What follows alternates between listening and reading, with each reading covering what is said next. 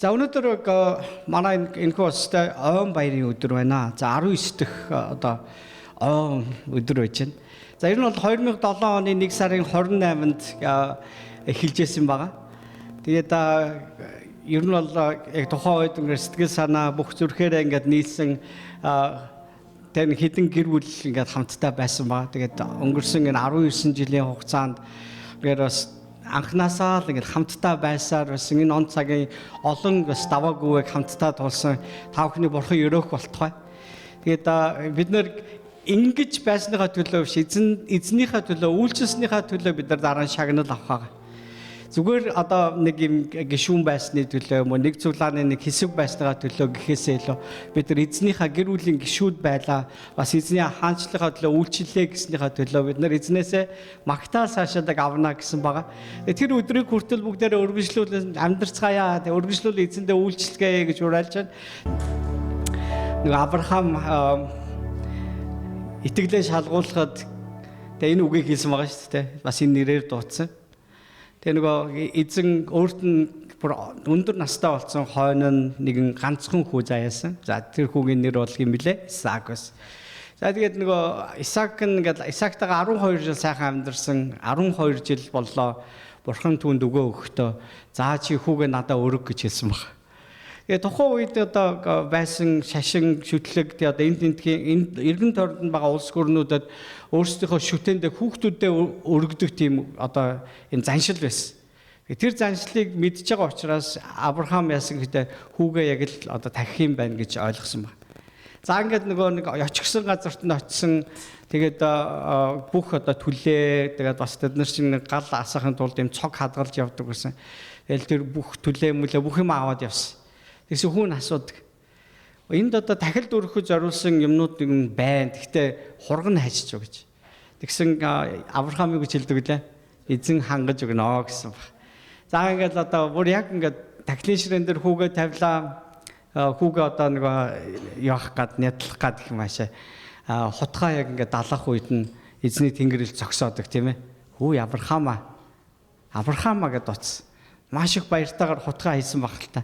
Тэгээ төд бодлого одоо яг ойрхон эврээр оролцсон нэгэн төлөв байхыг харсан баг. Тэгээ Авраам бурхан хүүгээ өрг гэдэг нь яг мал шиг тахих тухай яриаггүй. Миний бурхан чинь, миний итгэдэг бурхан чинь хүний амиар тахилыг тэгээ хүний амиар ингээд тагсан тахилыг таашаадаг биш. Харин хүнийг авардаг, өршөөдөг. Тэгээ хүний төлөө бас ингэж байдаг бурхан юм байна гэдгийг ойлгосон тэр өдөр байгаа. Бидэнд бурхан өнгөрсөн бүх өдрүүдэд үнэхээр өрөөлөө өгс. Бүгдээрээ битгий мартаарай. 19 жилийн өмнө бид нар яг ямар байлаа? Хүний нутагт, гүний өвшөнд. Тэ? Бүхэл юм маань үнэхээр ажил дөрвөл гэдэг бол ер нь тун ласалтай байсан шүү дээ. Тэгэл юм бол ажилласаа гарчин ажил дээр очин нэг хатуу ахир хүнд ингээл загнуулна, цалин хөлсөө холигтуулна. Бид зөндөө нэг тийм өдрүүд байсан шүү. Одоо 19 жилийн дараа бүгдээр эргээ харцгаая. Эзэн биднийг ямар их өрөөсөн байна вэ?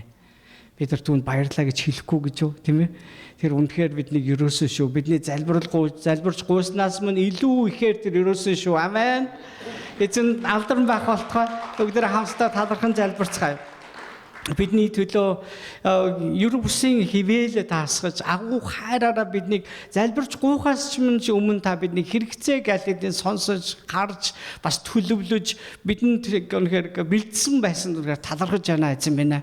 Юунаас их илүүтэйгээр та бидний амийг аварсан баярлаа. Бидэнд бас энэ гэр бүлийг өгч өөр хүүхдүүдийг заяасан баярлаа. Бидэнд энэ сайн хань ижлийг өгсөн баярлаа. Бас бидэнд хамт олон өгсөн баярлаа. Биднийг та бас өөрийн гэр бүлийн гишүүн болгож бас таны чуулганы нэг хэсэг байлгаж агаад үнэхээр талархлаа өргөе эзэн минь. Танд өргөсөн гар сэтгэл нэгүрийг та анзаарч та мартдаггүй эзэн билээ. Та өөрийн үгэн дамлсны дагуу өрөөхөж гисэн үл орхисон тэр эзэн билээ. Та бидний үргэлж санаж бидний төлөө сайнаар ханддаг танд үнэхээр магтаал алдарн байх болтугай. Есүсийн нэрээр талархаж байна. Амен. Амен. Эзэн өрөөх болтугай. Амен. За тэгээ бүгдээ хамтдаа энэ цагт эзний үгийг сонсох цаг руугаа орцгоё. Тэгээд манай одоо өнөөдрийн зочин номлогч маань Амьд чуулганы тэргүүн пастор Батуулд ирсэн байна. Бүгдээ халуунаар алгаад тушаан угтаж авцгаая. За өдрийн мэнд Please talk to me. Өдрийн мэнд баярлалаа. Өдрийн мэнд та нарын их сэтгэл хөдлөлтөө мэндчилгээг сонсоод их баярлж байна. За би 2023 онд эхнэр бишээлээ. Эхнэргүй ирсэн тий. 23 онд. Тэрний өмнө яалаа. Дараа нь ирсэн юм уу тий. 23 онд чинь нэрээ юу болсон биз дээ. Нэгдсэн цоглооноо би нэг ирсэн шүү дээ. Дараа нь насаа пастортай хамт ирсэн юм биш үү? Зөв. Тэгсэн юм байна. Тэгээ ойрхон гэдэг нь тэр юм байна. Би нэг 23 онд ирснээс хойш насаа пастортай ирснийг мартцсан байсан байна. За ямар ч байсан өнөөдөр та нартаа дахин уулзж байгаа маш их баяртай. Таны зарим чинь бас намайг бас мэд санаж байгаа бох, зарим нь бас сайн мэдэхгүй байж намайг Батуулд гэдэг. Тэгээ манай эхнэр одоо Мөнхөлций. Би тэр бас энэ жил батэрийн бас хурмаа хийсний гэр бүл болсны бас 30 жилийн ой тохиож байгаа. Ямарсан яаж хийж байгаа л 30 жил болчих юм да. Энэ цаг хугацаа чи бас ямар хурдтай өнгөрч байгаа юм. Харин танай чуулганы энэ жил бол 19 жилийн ой болж байна. 19 жилийн ой баярын минь төргийа. Баярын минь төргий. Ер нь ойн баярыг тэмдэглэх гэдэг үл их чухал юм байна. Яагаад ойн баярд чухал байдгүй гэхээр шин эхлэг бэлэгддэг. Бид нар өнгөрсөн тууснаа дурсаж, талархаж тэгээ бид нар ирэх ирээдүлгээ хардаг. Бид нар төрсөн өдрөө тэмдэглэдэг шүү дээ, тийм үү? Төрсөн өдрөө тэмдэглэхдээ хүмүүс нас нэмлээ гэж тэмдэглэдэг байгаа. Харин чуулганы хувьд бид нар ойн баярыг хүлээж явахдаа бид нар шин эхлэл гэж хардаг байгаа.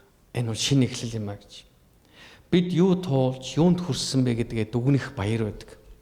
Мөн ирээдүгөө зорилгоо ирхэн санах, тунхаглах баяр юм.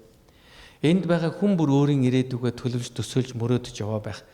Гэхдээ өнөөдөр бид нар хамтдаа чуулганыхаа ирээдүг мөрөөдөх хэрэгтэй. Яг тэгвэл энэ хин нэгэн хувь хүний тухай биш. Энэ бол Христийн биеийн тухай. Өнөөдөр та бол Христийн биеийн нэг хэсэг болон энд сууж байгаа учраас. Тэгэд танд дуулах нэгэн сайн мэдээ байгаа нь Эзэн Бурхан та нартай хамт энэ чуулганы ирээдүйг бүтээлэх болно. Халелуя. Тэгэхээр Бурхан бидэнтэй хамт өнөөдөр энэ инэрл чуулганы итгэж бүртэй хамт эзэн өөрийн чуулганы ирээдүйг хамтдаа бүтээх болно гэм. Тамчаас бид нар өнөөдрийн сонсох үг бол итгэлээр эхэлсэн, итгэлээр үргэлжилж, итгэлээр төгсөх болно гэдэг сэдвээр бид нар Бурханы үгийг хамтдаа сурцгаая. 2 дугаар Тимот номын 4 дугаар бүлгийн 1-ээс 8 дугаар ишлэн. 2 дугаар Тимот номын 4 дугаар бүлгийн 1-ээс 8. За би уншия та анхааралтай сонсоорой. Би Бурханы болон амьд ба үхэгсдийг шүүгч Христ Есүсийн оршихуйд түүний үзэгдэлд ба хаанчлаар чамд жухалчлан захив. Үгийг тунхагл, цагаа олсон ч олоогүй ч бэлэн байгтун. Уужим сэтгэлээр сургаалаар зэмэл, сануул, синхрүүл. Цаг нь нэрнэ. Хүмүүс эрүүл сургаалыг дэвчихгүй болж харин хүсэл нь тэдний жихийг гжигдэн өөрсдийн хүслийн дагуу өөрсдөө багш нарыг бөөгнөрүүлэх бөгөөд тэдний жих үннээс сэргэж үлгэр домгуудад хандах болно. Харин чи бүхний дотор саруул ухаантай бай. Мууг дэвч сайн мэдээг дэлгэрүүлэгчийн ажлыг хий. Үйлчлээ гүйцээ. Учир нь би хэдийн ундаан өргөл мэд асгагдсан бөгөөд миний явах цаг ирсэн байна. Би сайн тэмцлэр тэмцсэн. Би замаа дуусгасан. Итгэлээ сахисан. Ирээдүйд зөвхт байдлын дитмэн надад зориулагдсан зэхэгдсэн ажээ. Зөв шудраг шүүгч болох эзэн намайг зөвхөн намаагч биш түүнийг үзэгдэхийг хүсэн хүлээгч бүх хүнийг бас түүгээр шаграх болно. Халелуя. Энэ дэлхий дээр бүх юм өөрийн эхлэлтэй бас төгсгөлтэй байгаа.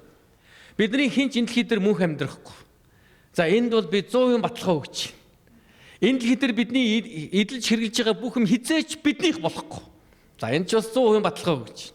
Өнөөдөр та өөрийнхөө байрыг, өөрийнхөө машиныг та өөрийнхөө нэр дээр авсандаа та баярлж гин үү? Йоо, нэг өмчтэй боллоо та гэж. Танд нэг муу мэдээ тулгая. Таныг энэ дэлхиээс явах үед тэр таних биш болно. Тэрийг дараагийн хүн тэрийг эзэмших болно гэсэн. Энэ дэлхий дээр бид хизээч мөнхийн зүйлийг эзэмшихгүй. Харин бидний дотор мөнхийн зүйл байгаа. Энэ бол Бурханаас бидэнд өгсөн итгэл юм аа. Энэ чуулган итгэлээр эхэлсэн гэдэг үгээс санах хэрэгтэй. Түрүүн манай пастор хэлсэн байгаа энд хэдэн гэр бүл бидний цөөхөн гэр бүл бид нар эхэлж ирсэн юм ба гэж. Итгэлээр эхэлж ирсэн. Итгэлээр өнөөдөр хүртэл явж ирсэн 19 жил. 19 жил гэдэг бол бага хугацаа биш те. Ирэх жил 20 жил болох юм байна те. Ирэх жил 20 жилийн байгаа бүгдээрээ гоё сүртэй тэмдэглэе л да. Бүгдээр хажууд байгаа хүнээс асуудаа сүртэй тэмдэглэмээр байна уу? Та нар яг магадгүй ингээд нэг тийм сүр дуйлант юм дургуу тийм даруухан хүмүүс байж бас болох нь л доо. Гэтэ би танаа пасторыг ятгана. Одоо 7 хоног энэ хүнийд би амьдрна. Энэ манай пастор би маш их ятгана. Тэгээ танаа зарим нэгэн ахлагчтай тусгаалan уулзнаа. Тэгээ ирэх жил яг энэ ойн баярт би их ачаал өгдөгөөр энэ бол Бурхныг алдаршуулах боломж байгаа. Энэ бол сайн мэдээг тунхаглах бас боломж байгаад байдаг. Энэ эзэн бидний төлөө юу хийснийг дурсан санаж бас эзэн бидний төлөө юу хийж чадахыг тунхаглах тэр өдөр байдаг. Мөн ойн баярыг тэмдэглэж бид нар 20 жилийн ойн баяраа тэмдэглэх үед бид нар бүх найз нөхд хамаатан садан энэ хавьд амьдарч байгаа бүх хүмүүсийг урья л та. Энэ бол боломж. Ойн баярт ураач ирээч гэж өөрөх үед татгалзах хүн ер нь бага шүү. Энэ сайн мэдээ тунхаглах боломж байх болно гэсэн. Тэгээ сая би мэдлэг туслалмаар болонлоо явчлаа тийм үү? Энэ дэлхий дээр бид нарыг хинч мөнх зүйлийг эзэмшихгүй гэдэг. Бидний амнаас ч мөнх биш шүү дээ. Бидний махан бие өдрөөс өдөр төгшөрч байгаа.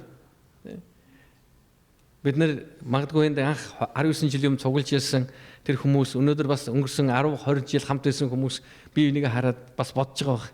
Энэ маань их л хөгшөрчтэй гэж. Би Вашингтон Монгол чуулган дээр өчтөр 4 цагаас оройн 9:30 хүртэл семинар хийсэн байгаа. Бараг 10 хүртэл. Тэгсэн тэнд байсан сүмийн хүн натаа харснаа пастра та их боорл болчих гэсэн баг. Тэр энэ дэлхий дээр бүх зүйл өөр ингэсэн эхлэлтэй төгсгөлтэй. Бидний амьдрал ч гэсэн. Энэ дэлхий дээр үрд мөнх амьдрахгүй. Бид нар ирсэн шигээ энэ дэлхийгээс явна. Библиэд үгсийн дагуу бид нар нүцгэн ирсэн шигээ энэ дэлхийгээс нүцгэн буцах болно. Бид энэ дэлхий дээр юу ч авчираагүй, энэ дэлхийгээс бас юу ч авч явж чадахгүй. Өнөөдөр бидний нэр дээр байгаа бүхэн бидний үр хөвгөдөд үлдэх болно. Хэрвээ үнэхээр эзний нэгүсэл байгаа бол хэрвээ биш бол бас мэдхгүй өөр хин нэгэн хүний гарт очиж болно гэсэн. Тэгэхээр анөхтө өнөөдөр та амьдралдаа маш сайхан зүйлийг мөрөөдөж болох юм. Өөрийнхөө хувийн амьдралд сайхан байртай болно. Эсвэл бичиг баримт бүх юм чийдэгдээд үнэхээр дураараа аялдаг болно. Эсвэл орлого нь нэмэгдэнэ. Магадгүй 2026 онд таны зарим өрнөөс гарна гэд ботцсон явж байгаа санхүүгийн төлөвлөгөө өрнөөс гарах жил таны зарим чи эрүүл мэндийн төлөө шийдвэр гаргасан байх. За энэ жил би өстө жинхэнэ зөв хооллоно. Би турнаа гэж.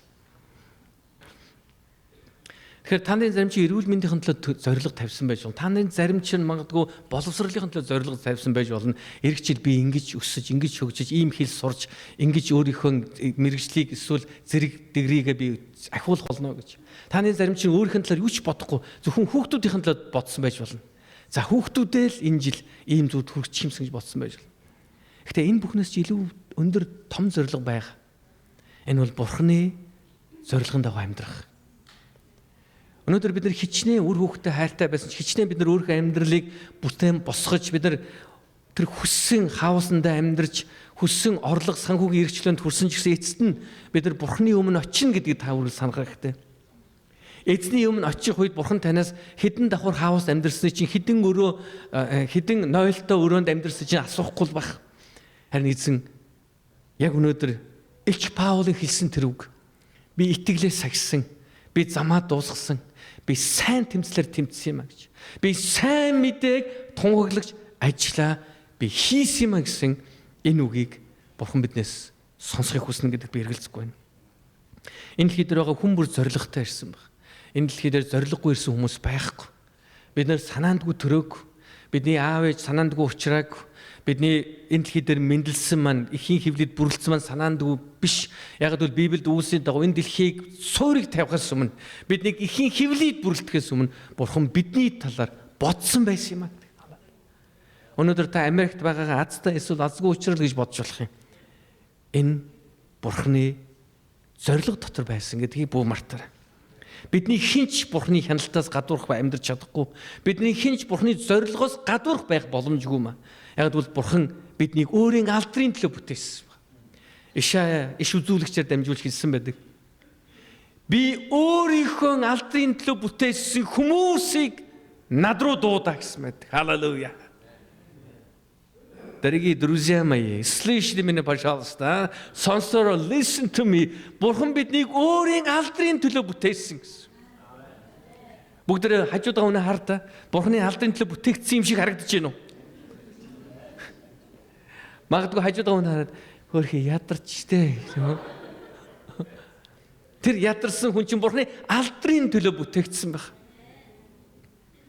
Бурханы алдрын төлөө бүтээгдсэн гэхээр бидний энэ гадаад үзмжийн тухай яриаг бидний амьдралын тухай ярьсан.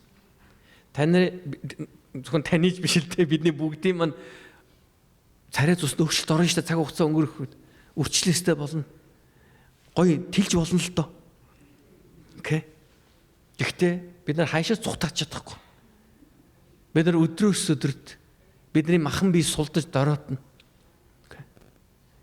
Бид нар 2 хөл дээр алхдаг бол дараа нь 3 хөлтэй болно. Сүүлдээ 4 хөл болох бах. Сүүлдээ бид нар тэрэгтэй болно. За би иш үзүүлж байгаа юм биш шүү заяа. Энэ зүгээр амьдрал. Тэгээд бид нар энэ дэлхийгээс нэг нэгээрээ явна. Бидний махан бие өдрөөс өдөрт үхэж байгаа. Бид өдрөөс өдөр Бурхан руу ойртож байгаа. Тэгмээс бид нар өглөөс сэрэхтээ бодохтой нэг өдөр Бурхан руу ойртсон байх шүү гэж. Бидний эцсийн зорилгоор Бурхан дээр очих. Бид түүний зорилгын дагуу амьдрснаа Бурханы өмнө очиж тайлагнах тэр өдөр ирэх болно гэсэн үг. Бид зөвхөн идэж ууж өмсөж зүгээд эсвэл барьж босгож эсвэл устгаж нураах гэж ирээгүй. Эсвэл бид нар магтаж сайшаагаад нэг маргааш нь гүтгэж доромжлох гэж бид нар ирээгүй. Бид энэ л хэдэр Бурханы хүслийг биелүүлэх гэж ирсэн юм. Бурханы хүслийг таньж мэдэж түүний хүслийн дагуу амьдрах. Энэ амьдрал бидэнд жинхэнэ утга учирыг өгдөг. Та жинхэнэ баяр хөөртэй сэтгэл хангалуун амьдралаар амьдрахыг хүсвэл Бурханы зорилгыг мэд. Энэ дэлхий дээр юуны төлөө ирснийг ойлго. Бид хизээч материалын зүйлсээс сэтгэл ханамжийг бүрэн авахгүй, бүрэн төгс авч чадахгүй. Өнгөрсөн 9 сард iPhone 17 авсан хүн байвал гараа өрөхгүй юу? iPhone 17 нот байна уу? Баяг та нар аваагүй мүү? Монголоор дөрвөн iPhone 17. Таны зарим ч нөгөө folding хүлээгээд байна уу? Тийм баг шүү тийм үү. Одоо нэг folding гарч ийн гэдэг тийм үү? Их хүддэг iPhone одоо тийм шиг гарч унаач юм. Бид нар альва зүйлийг хардаг, бидэнд сэтгэл татагдах үе байна. Сайхан юм хараад энэ ямар гоё юм бэ? Харин ихтэй энэ бидэнд хязгаарч сэтгэл ханамжийг өгдөг. Маргааш нь бид нар өөр гоё юмыг бодож эхэлдэг баг. Бид нар өнөөдөр нэг хүнтэй танилцаад маш их гоё юм сэтгэл төрөх үе байдаг. Энэ ямар гоё хүн бэ гэж. Хэсэг хугацаанд цаг өнгөрсөний дараа энэ өст ямар ядаргаатай хүн бэ болдог үе байдаг.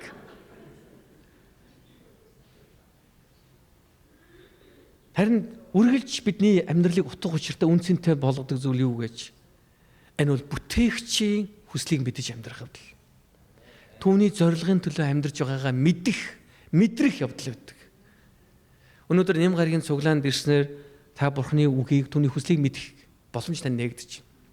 Гэтэ ганцхан нэм гарагийн цуглаанд найдах гэдэг бол хангалттай биш гэдгийг та мэднэ. Заавал мэдэх ёстой. Яг бол бид Бурханы үгийг өдөр бүр уншиж Бурханы үгтэй ойрхон байснаар түүний жинхэнэ хүслийн дагуу өдөр бүр амьдрахад бид суралцдаг. Эзэн таныг зөвхөн энэ дэлхий дээр эд хөрөнгөөр баян тансаг амьдраасаа гэж бүтээгээгүй. Түүнээс илүү агуу зорилгын төлөө бүтээсэн юм. Энэ бол түүний сайн мэдээг тунхаглаж, итгэлээрээ Бурханыг алдаршуулж амьдрах. Эзэн таныг дуудсан. Матай номын 5 дугаар бүлэгт өгүүлсэн. Эзэн бидний юу гэж дуудсан бэлээ? Бидний энэ газрын давс бай.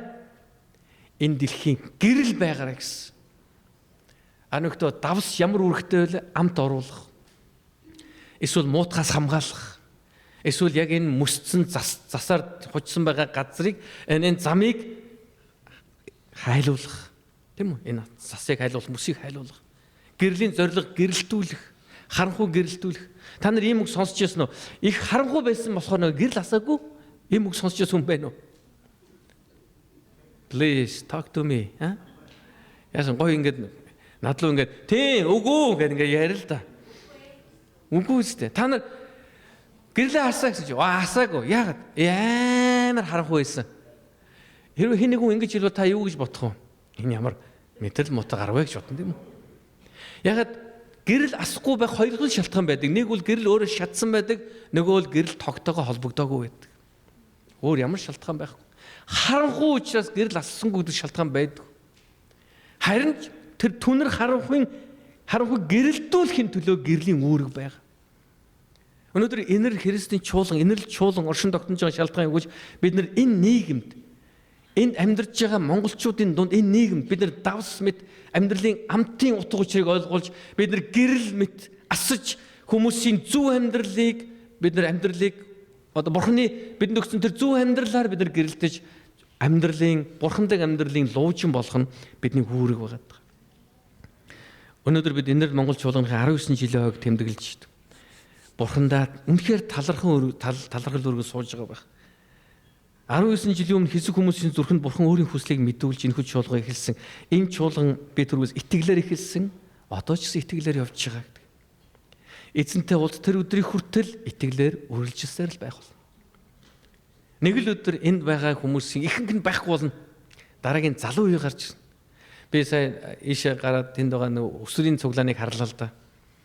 Өсвөр хүүхдийн цуглаан болж байна. Олон хүүхдүүдийг харсан. Энэ бол бидний ирээдүй. Тэд нар маань монголоор номлохгүй байх л да. Гэхдээ бол тэр бидний залгамж халаа. Өнөөдөр анагтай Бурхны бидэнд өгсөн энэ хувь тавиланд талархах хэрэгтэй. Түүнийг мэдэх боломжийг олгосон. Бурхан өөрийгөө бидэнд мэдүүлсэнд, Бурхан биднийг хаварсанд, биднийг уучлсанд, бидэнд мөнх амь өгсөнд түн талархах хэрэгтэй. Өнөөдрийн миний сая уншсан ишлээс хэд хэдэн зүйлийг бүгд хамт харцгаая. Энд 2 дугаар ишлээс ингэж хэлсэн баг. Үгийг тунхаглал цагаа олсон ч олоогүйч бэлэн байгтун. Уужим сэтгэлээр сургаалаар зэмэл сануул синхрүүл гэсэн. Бурхны үгийг тунхаглал. Хэрвээ энэрл Монгол чуулган маань ирэх 20 жилийн туршид үргэлжлүүлэн Бурхны хан шинтлөө явахыг хүсэж байгаа бол энд байгаа мянган монголчууд төдийг энд амьдарч байгаа бүх үндэстэнд хүрэхийг зорж байгаа бол Бурхны үгийг бид тунхаглах ёстой. Чуулган гэдэг бол фэн клуб биш. Бид нар Христ дуртай хүмүүсийн цуглардаг газар биш. Харин Христ итгэсэн хүмүүсийн түүний дагалдагч байхаар сонголт хийсэн хүмүүсийн чуулган. Бид бие биедээ Бурхны амьд үгийг заах ёстой. Бид нар үл итгэгч нарт Бурхны үгийг тунхаглах ёстой. Энэ бол бидний үүрэг. Хэрвээ бид нар Бурхны үгийг тунхаглахгүй бол энэ чуулганы оршин тогтнож байгаа утга учир алдагдана. Зарим чуулганууд өсөх дургүй байдаг баг.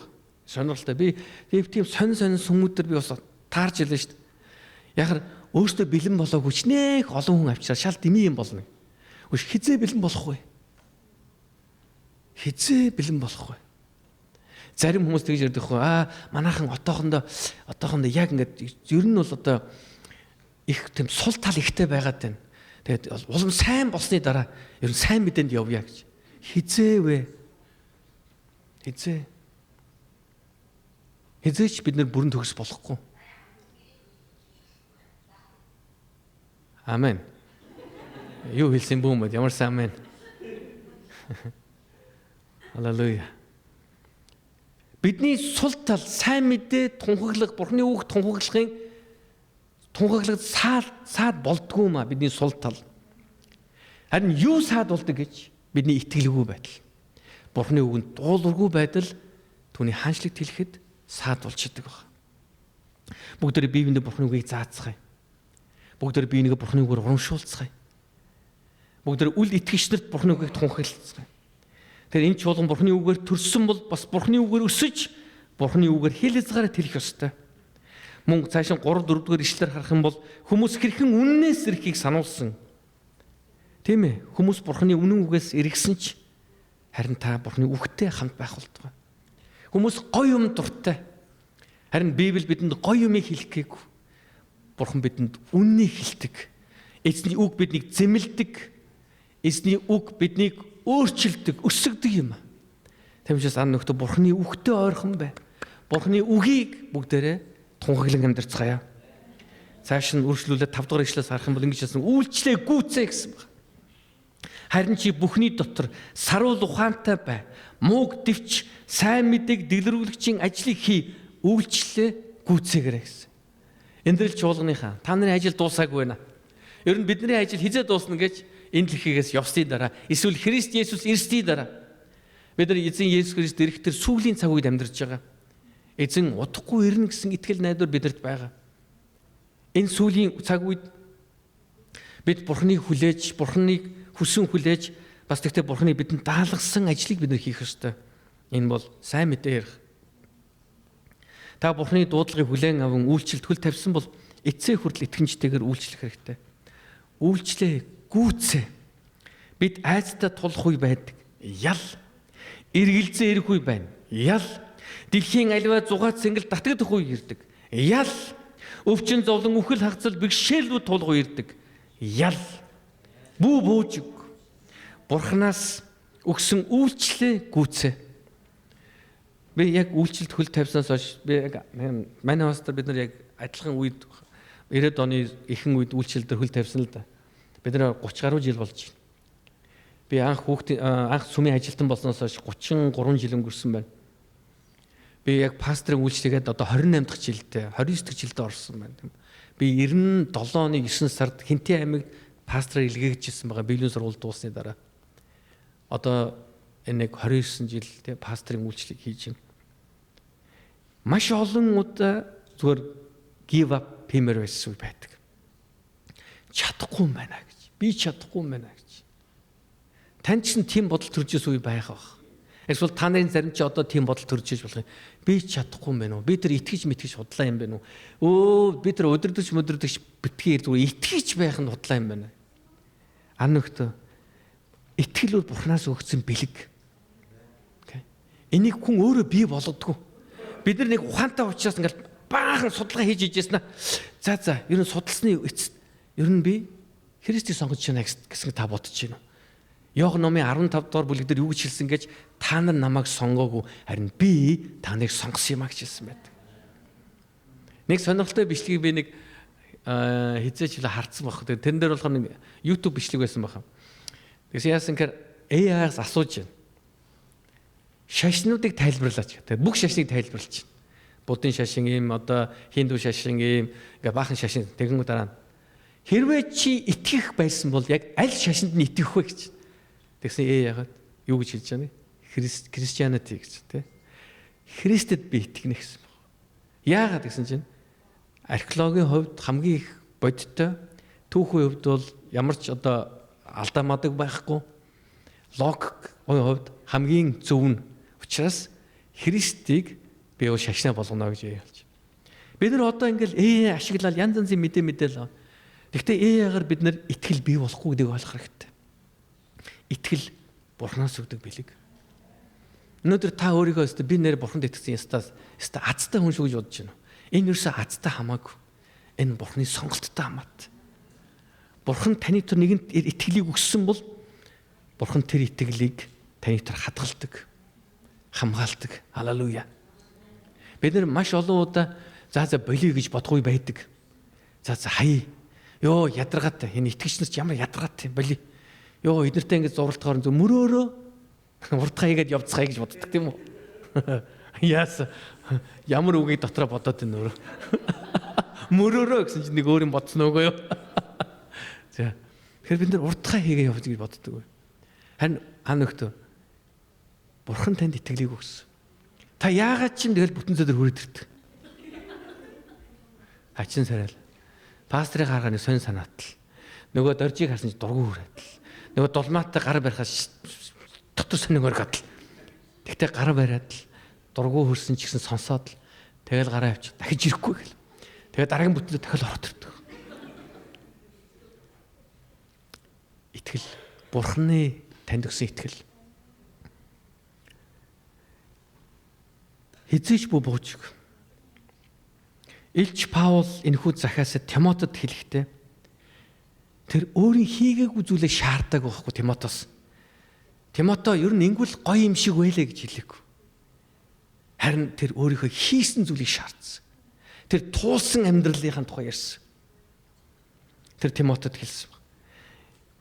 Илч Паул бид нар Библийг харах юм бол ялангуяа Паул элчийн бичсэн загтлуудыг харах юм бол Илч Паул хизээж өөрийнхөө үйлдсэн зүйлсийг хүмүүсээс шаардж байгааг байдаг. Харин тэр өөрийнхөө туулж өнгөрүүлсэн, амссан, өөрийнхөө мэдсэн, итгэсэн, өөрийгөө зориулсан, даван туулсан зүйлсээ итгэлийн хөвөс тэр тавьсан байдаг. 6 дугаар ишлэлээр бүр тодорхой илэрхийлсэн ингэж хэлсэн байна. Учир нь би хэдийн ундаан өргөл мэд асгагдсан бөгөөд миний явх цаг ирсэн байна гэсэн. Би хэдийнэ асгагдсан буюу надад байгаа бүхнээ амьдралаа би зориулсан гэж гэрчилж байгаа. Нэг удаа саяхан оны дараа нэг доктор хийж байгаа одоо теологийн доктор хийж байгаа хүн надаас ярилцлага авсан байна. Одоо яг тэр доктор хамгаалахын тулд авах хэрэгтэй нэг ярилцлага юм байна л. Тэгээд тэр хүн ингэж хэлсэн. Паул илч амьдралын төгсөлд хэлсэн байдаг. Би итгэлээс агсан замаа дуусгасан сайн тэмцлэр тэмцсэн гэж. Таны хувьд итгэлийн амьдралын төгсгөл үед очивол юу гэж хийхийг хүсэж байгаа вэ гэсэн. Би ерөөсөө тэгж бодож байгаа үг л дээ. Яарсаа би миний амьдрал дуусна гэдгийг мэдчихсэн л дээ. Гэхдээ би дуусахдаа би нэг тийм хилэн мэлнэ гэдээ би илч Паул шиг нэг гой юм ерөөсөө бодогдоог. Тэгээ би үнээл хэлсэнтэй яг нэг үгэлгээд одоох нь над юуч бодогдохгүй нэ. Яг хэдийхэн хорм өгчүүд би бас жоохон бодож болох байхаа гэдэг. Тэгээ би ингээд жоохон бодлоо. Нэрээ ингээд яг итгэлийн амьдралын маань төгсгөлийн үе ирэн дэм нэг л өдөр ирнэ л дээ. Тэгээд ирэх үед би юу гэж хэлэх юм. Гэхдээ хизээ ирэх нь бид нар мэдэхгүй шүү дээ, тийм үү? Бид нар хизээч энтлэгээс явж болно шүү дээ, тийм. Тэрийг мэдчихэж байгаа юм байна уу? Бүгдээрээ нэг баг амьдрах нас масаа тодорхойлсон хүмүүс шиг хараад ах юм. Би мэдж байгаа шүү дээ гэж байгаа. Бид нар мэдэхгүй шүү дээ. Бид нар мэдэхгүй. Тэгээ бид нар өнөөдөр эндээс гараад гэртээ харина л гэж бодож байгаа. Харих чиг юм бүү мэд. Тэгээ харин гэсэн итгэл байгаа л да. Би бас таныг хариасаа гэж бодож байгаа. Үнэхээр тэгж хүсэж байна. Тэгтээ бүү мэд.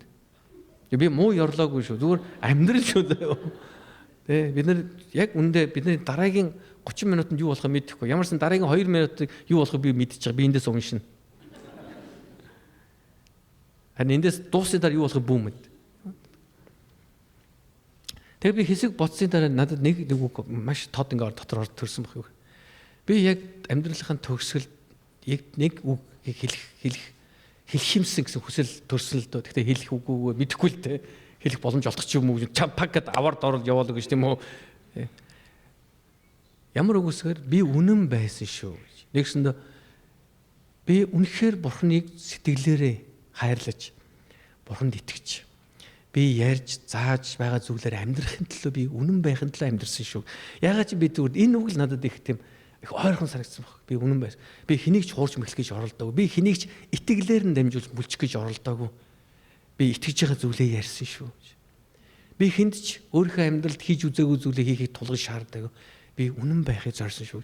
Яг энэ үгийг би дотроо хэлмээр санагдсан баг.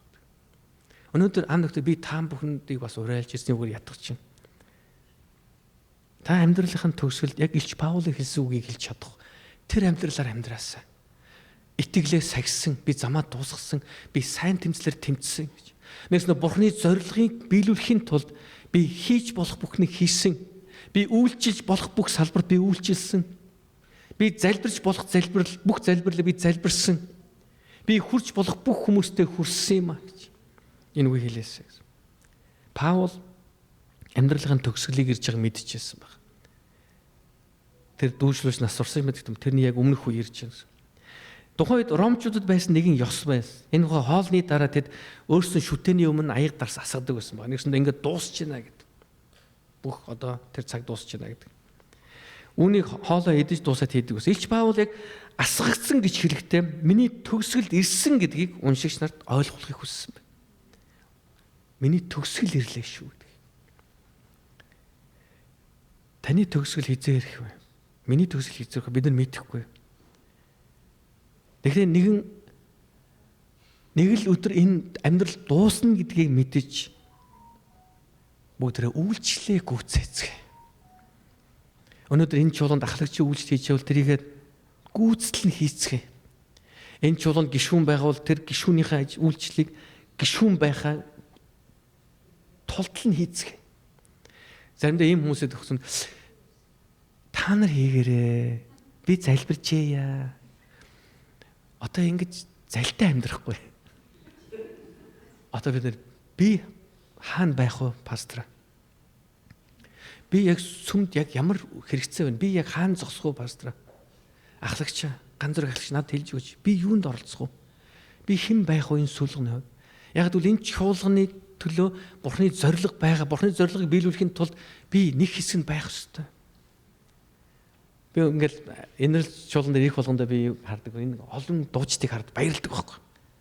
Тэгээд энэ чи ээлж ээлжээрээ гараад байгаа шүү тийм үү? Ээлж ээлжээрээ гараад ингээл хүмүүс олно. Хүн болгон үйлчлэх хийх хүсэлтэй байгаасаа. Тэр удахгүй цаазаар авахлахыг мэдэж байсан ч түүний дотор байсан маш чухал зүйл байсан. Бурхны зорилгын дагуу амьдрал байсан байна. Мөн дараа нь ингэж хэлсэн. Би итгэлээ сагсан юм гэсэн байна. 7 8 дахь эшлэлээр би сайн тэмцлэр тэмцсэн. Би замаа дуусгасан итгэлээ сагсан. Ирээдүйд зөвхт байдлын дитэм надад зориулагдсан зэхэгдсэн юм а гэж. Түүний тэмцэл итгэлийн тэмцэл байсан гэдэг үгэлж байгаа. Өнөөдөр бидний тэмцэл ч гэсэн бас итгэлийн тэмцэл. Энэ бол итгэлийн тэмцэл. Бид Илч Паул шиг сайн тэмцлээр тэмцэж байна уу? Сайн тэмцэл гэж яг юу хэлээд байгаа юм бэ? Сайн тэмцэл нэг их олон хүнтэй сүм байгуулсан тухай юм уу? Эсвэл олон мянган хүн сайн мэдээ тараасан тухай яриад байгаа юм уу? Энэ нь хичнээн хүндвэ гэдгээс илүүгээр юу хийсэн бэ? Яагаад хийсэн бэ гэдэг тухай. Яагаад хийсэн бэ гэдэг асуулт хандлага тариулдаг.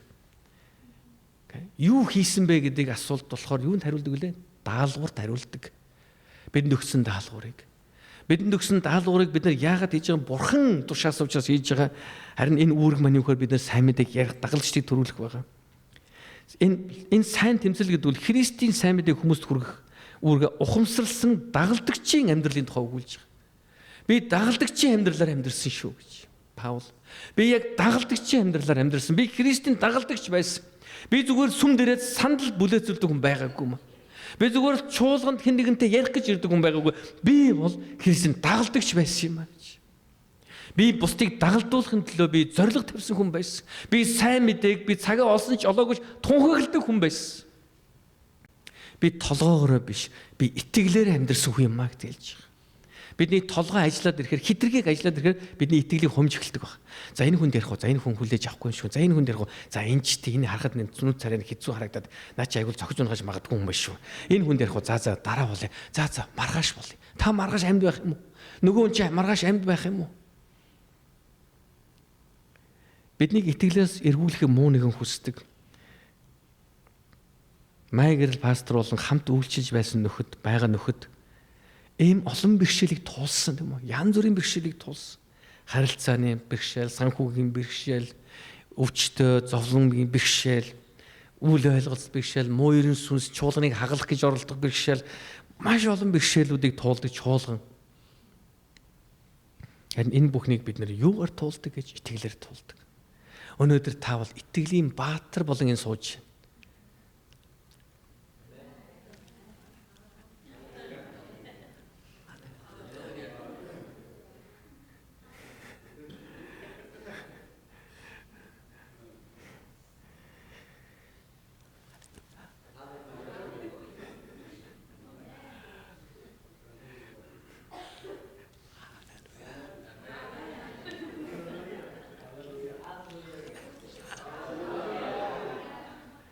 Өнөөдөр таныг би итгэлийн баатар болон сууж нэг шилээд байгаа байхгүй.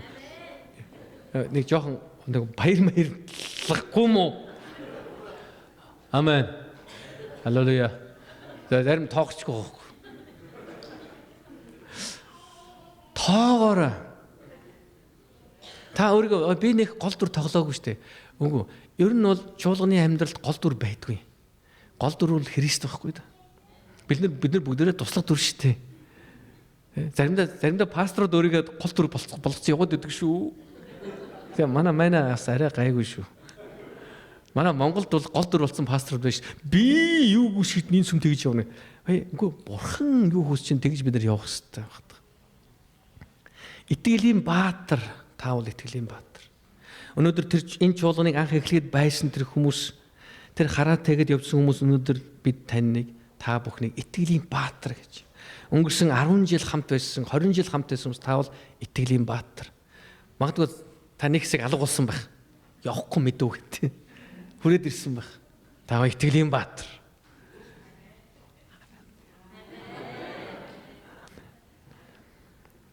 Бид өөрсдийн итгэлийг амьд гэдгийг мэдэх хэрэгтэй. Бидний итгэл ярьдаг, үйлддэг. Бидний итгэл бидэнд төсөөл зөвхөн мөрөөдлийг өгдөг биш. Энэ бол үйлддэг. Итгэл харагддаг, итгэл мэдрэгддэг, итгэл сонсогддог, итгэл баригддаг. Хэрвээ та санаж байгаа бол мэдж байгаа бол I love you гэдэг үг зүгээр мэдгэл байхгүй да. Энэ хайрын илэрхийлэл биш шүү дээ. Зүгээр дотор байгаа юм л илэрхийлж байгаа байхгүй. Би одоогоос 30 гаруй жилийн өмнө энэ мөнхөлцөөгээд энэ үзэсгэлэнтэй эмэгтэйд би I love you гэсэн баг. Би мэдгдсэн баг тэр хүнд. Тэр хүний талаар би юу гэж бодож байгаагаа. Тэгсэн чинь энэ хүн өөдөөс харангуут өгсөн I love you too гэсэн баг. Тэр бас надад мэдгдэж байна гэсэн. Үерөө тийм юм бол сууч хэл та. Үгүй тэгэл та. Тэгэнгүүтээ сүмдэр хормоо хийгээд 96 оны 8 сарын 17-нд хагас өдөр бид тэр биендээ амлалт өгсөн баг. Өвчтөй байсан ч, эрүүл байсан ч, баян байсан ч, ядуу байсан ч, нөхцөл байдал сайн байсан ч, муу байсан ч чамтайгаа хамт амьдрахаа Бурхны өмнө амлаж байна гэдэг юм. Тэгээ өнөөдөр хүртэл явж ирсэн байна 30 жил болж битээр гэр бүл амьдрал. Тэгэхээр битээр биендээ хайртай гэдгийг 30 жил харуулж байгаа. Тэрээс I love you гэсэн үг биш. Хүмүүс болохоор би сүмд явж байгаа гэдэг бүх юм таглална гэж боддог. Үгүй. Би Христ итгэсэн шүү дээ. Тэг бүх юм дуусчихна гэж ботоод байдаг. Үгүй. Христ итгэнэ гэдэг бол бүх юм эхлэл баг. Шинэ амьдрал, шинэ зорилго, шинэ утга учиртай амьдрал. Эцэст нь Паул элч нэг гайхалтай үг хэлсэн баг. Зөв шудраг шүүгч болох эзэн намайг зөвхөн намайгч биш түүнийг үзэгдэхийг хүсэн хүлээгч бүх хүнийг бас түүгээр шагнах болно гэсэн. Паул ингэж хэлээг байхгүй. За би бол шагнагдана. Яа би мэдчихээн өөрөө яаж амьдрсныг. Та нар мэдээгүй. Ер нь ингээд сонсоод байгаа их л хэцүү юм сонсогдох юм байна шүү дээ гэхгүй. Юу гэж хэлсэн гээд эзнийг үзэгдэхийг хүлээж байгаа хүн бүр шагнал авах болно гэсэн байна. Нэгсэндээ төгсөлд нь юу хэлсэн гэж бид бүгд Бурханаас шагнал хүртэх болно гэсэн байна. Илч Паул би ганцаараа шагнал авна гэж хэлээгүй. Эсвэл хэдэн хүн л зөвтийн титм авна гээгүй. Түүнд итгэн түүний зорилгын дагуу амьдрч буй хүн бүрт тэрхүү титм өгөх болно гэсэн байна. Өнөөдөр та чуулганыхаа гол үйлчлэлд байна уу үгүй юу гэдгээс илүү та өөрөөсөө нэг чухал зүйлийг асуух нь би Христийн дагалдагч байж амьдарч байгаа юу? Би итгэлээр амьдарч байна уу? Би итгэлээ сахиж байгаа юу? Би Бурхны үгэнд дуулууртай байна уу? Би Бурхны намайг дагалдагч гэж дуудсан дуудлагад би өөрийгөө зориулж байгаа юу? 19 жил энэ бага хугацаа биш. Гэхдээ энэ бол бидний бүх амьдралын хугацаач биш. Яг л бидний өмнө бүхлүүдэн ирээдүй хүлээж байна. Бидний өмнө бүхлүүдэн мянган хүмүүс хүлээж байна. Бүгд тэр хүмүүсийн төлөө итгэлээ сахицгаая. Сайн тэмцлэр тэмцэцгаая. Замаа дуусгацгаая. Бүгд хамт залбирцгаая. Бидний их эзэн минь танд баярлалаа. Өнөөдөр та биднийг дуудсан, биднийг сонгосон баярлалаа. Эзэн минь инэрл Монгол чуулганыг эзэн минь та байнхуулж 19 жилийн тэртээ тэр цөөхөн гэр бүлүүдийн дотор тэр хараа итгэл өгсөн танд баярлалаа. Тэр итгэлийг тээж өнөөдөр хүртэл энэ чуулганы төлөө үйлчилж ирсэн хүн бүрийг та өрөөх болтугай. Эзэн минь үнэхээр Илч Паул итгэлээ сахиж замаа дуусгаж сайн тэмцлэр тэмцсэний адил энэрл Монгол чуулганы итгэгч бүр итгэлээ сахин сайн тэмцлэр тэмцэн таны тогтоосон тэр замыг дуусах хүртэл алхах болтугай. Эзэн Есүсийн нэрээр талархан би ерөн залбирлаа. Амен. Амен. Эзэн та бүхнийг өрөөх болтугай. Баярлалаа.